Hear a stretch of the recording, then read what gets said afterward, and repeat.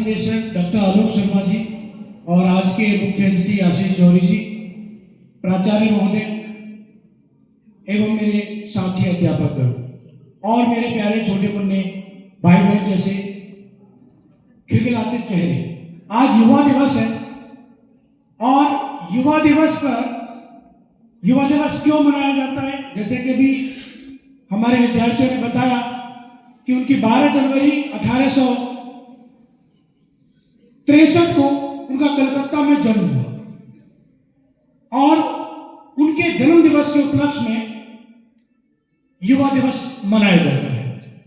मैं यहाँ उनके कुछ सामाजिक दर्शन से संबंधित जो उन्होंने बातें रखी थी उन पर प्रकाश डालना जरूर चाहूंगा। नो डाउट स्वामी विवेकानंद जब 1893 में शिकागो में विश्व धर्म सम्मेलन में भाग लेने के लिए गए और उन्होंने वहां जो संबोधन किया तो उस संबोधन से भारतीय संस्कृति, भारतीय धर्म, भारतीय जनमानस को जो उन्होंने वहां प्रमुखता से स्थान दिलाया अपने अभिभाषणों के माध्यम से, जिसमें उन्होंने पहली लाइन में कहा था, मेरे भाइयों और बहनों। तो ये जो लाइन थी उस लाइन को वहां के लोगों ने आत्मसात किया।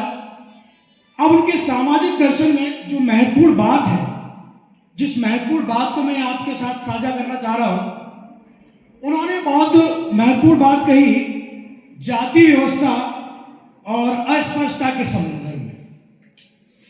देखिए, विवेकानंद भारतीय वर्ण व्यवस्था और जाति व्यवस्था की समाप्ति नहीं चाहते थे। वो नहीं चाहते थे कि वर्ण व्यवस्था और जाति व्यवस्था समाप्त कर दी जाए, बल्कि वो उसमें सुधार चाहते थे। उनका मानना था कि जो जाति व्यवस्था है, वर्ण व्यवस्था है, उसमें जो द्वेष भाव होता है या दिखाई देता है वो सही नहीं है। और उन्होंने इस अस्पृश्यता के विरोध में बड़ी सुंदर बात कही कि हिंदुओं का धर्म रसोईघर और पतीली कढ़ाई और घड़े की शुद्धता तक सिमट गया है। यानी कि हम जो हैं अपने हिंदू धर्म को बचाने के चक्कर में संस्कृति को भूल गए, उन तथ्यों को भूल गए और सिमट कर रह गए रसोई, पतीली, कढ़ाई और घड़े की शुद्धता, यानी कि पानी अशुद्ध तो नहीं हुआ। ऐसे वाक्य कई मिलते हैं। तो विवेकानंद जी ने अपने विचारों में बड़े सुंदर तरीके से इन बातों को कहा। साथ ही साथ उन्होंने यह भी कहा कि यदि निर्धन शिक्षा के क्षेत्र में, उन्होंने कहा यदि निर्धन शिक्षा तक नहीं पहुंच पाता, निर्धन गरीब जो लोग हैं वो शिक्षा तक नहीं पहुंच पाते, तो स्वयं शिक्षा को खेत कारखानों तक पहुंच जाना चाहिए। यह हमारी नैतिक जिम्मेदारी है। अगर कोई शिक्षा गरीब आदमी को नहीं मिल पाती तो कैसे भी कंडीशन में उसे शिक्षित किया जाना चाहिए, क्योंकि यहां एक बात लाइन याद आती है, डॉक्टर भीमराव अंबेडकर ने कहा भी था कि शिक्षा वो शेरनी का दूध है जो जितना पीता है उतना ही दहाड़ता है। अब वो शिक्षा मिलनी चाहिए। उन्होंने, स्वामी जी ने एक बार और कहा था कि वर्ण व्यवस्था एक प्रकार का साम्यवाद है।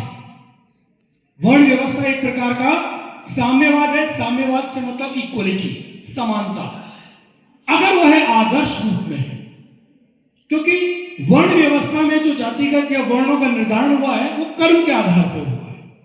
और ये बात सत्य है, इसमें कहीं कोई बुराई नहीं है। अगर हमारे घर में शादी भी होती है आज, और शादी के टाइम पर हम डिसाइड करते हैं कि भाई टेंट लगाने की रिस्पॉन्सिबिलिटी तुम्हारी है, हलवाई के पास तो रहने की जिम्मेदारी तुम्हारी है, अब बाजार से जो भी रसद सामग्री आएगी वो अमुक व्यक्ति को लाए जाएगा। काम का डिस्ट्रीब्यूशन होता है, कार्यक्रम जब कोई फंक्शन, शादी विवाह होता है, नो डाउट।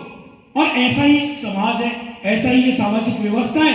इसमें भी तो डिवाइडेशन ही किया गया था, लेकिन उसको अगर तुम आंख मीच कर, अंधे बनकर उसको फॉलो करो कि नहीं अमुक तो अमुक और अमुक तो अमुक, तो फिर ये साम्यवाद नहीं है। यहां समानता नहीं होगी, और जहां समानता नहीं होगी स्वतंत्रता पाने के लिए संघर्ष होगा। किसी विद्वान ने बहुत सुंदर बात कही है कि जब स्वतंत्रता दरवाजे से अंदर प्रवेश करती है तो समानता खिड़की से बाहर भाग जाती है। वर्ण व्यवस्था साम्यवाद अकॉर्डिंग टू स्वामी विवेकानंद है तो वो कब है? जब वो एक आदर्श के रूप में है, आदर्श आइडियल के रूप में होनी चाहिए। दूसरी एक और महत्वपूर्ण बात मैं कहना चाहूंगा, अस्पष्टता पर उन्होंने एक बात और कही थी, हम में से अधिकांश मनुष्य इस समय ना तो वेदांती हैं, ना पौराणिक, ना तांत्रिक, हम हैं छूत धर्मी, अर्थात हम महापवित्र हैं, हमें मत छुओ। हम कैसे हैं? महापवित्र हैं, हमें मत छुओ।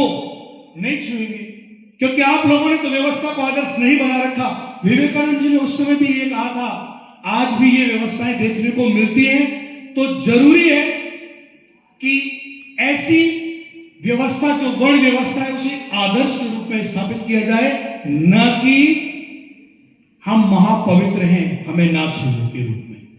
दूसरी एक और बात कहूंगा मैं, अस्पृश्यता समाप्ति और दलित उत्थान के लिए स्वामी जी ने दो दिशाएं यानी कि दो कार्य बताए कि दो कार्य, दो दिशा में हम काम कर सकते हैं और दलितों का उत्थान हो सकता है, अस्पृश्यता को, अनटचेबिलिटी को अपन फिनिश कर सकते हैं। पहली बात उन्होंने कहा, प्रथम बात कि साधु सन्यासियों और संतों द्वारा छुआछूत के विरुद्ध प्रचार करना चाहिए। साधु सन्यासी और संत जो भी हैं, इनके द्वारा छुआछूत संबंधी प्रचार करना चाहिए। क्यों करना चाहिए? क्योंकि हम लोग इनके प्रति श्रद्धा रखते, आस्था रखते, विश्वास रखते, और जिनके प्रति आस्था, श्रद्धा, विश्वास होता है उनकी बातों को बहुत जल्दी लोग मान लेते हैं। दूसरी बात उन्होंने कही कि दलितों को शिक्षित होना पड़ेगा।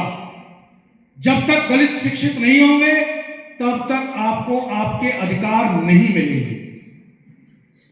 उन्होंने हिंदू पुरोहितवाद, जातीय शोषण, कुरीतियों के खिलाफ लिखा कि पृथ्वी का कोई भी धर्म मानवता की गरिमा का उपदेश इतने ऊंचे स्वर में नहीं देता जितना हिंदूवाद देता है, एवं पृथ्वी पर कोई भी धर्म दरिद्रों व निम्न जातियों के लोगों की गर्दनों पर इस प्रकार पैर नहीं रखता जिस प्रकार हिंदूवाद रखता है। धन्यवाद।